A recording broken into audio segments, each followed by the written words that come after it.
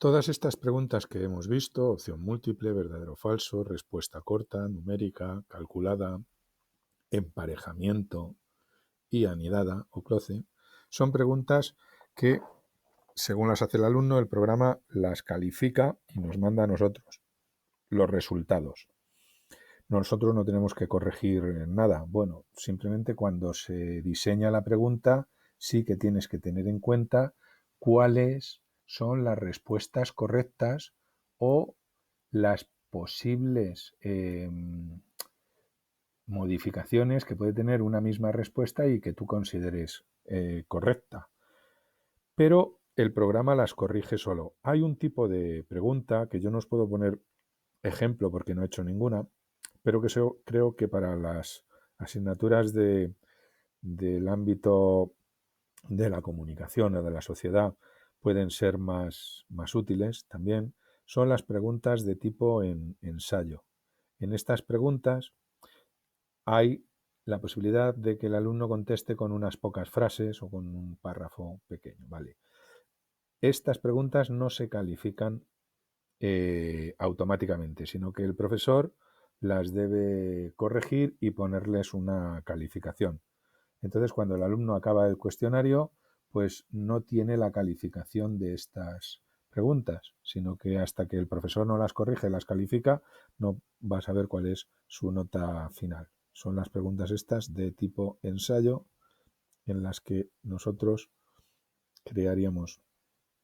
pondríamos el nombre de la pregunta, un enunciado, le podemos dar algunas pistas o alguna y el alumno dispondrá de una pantalla para la respuesta.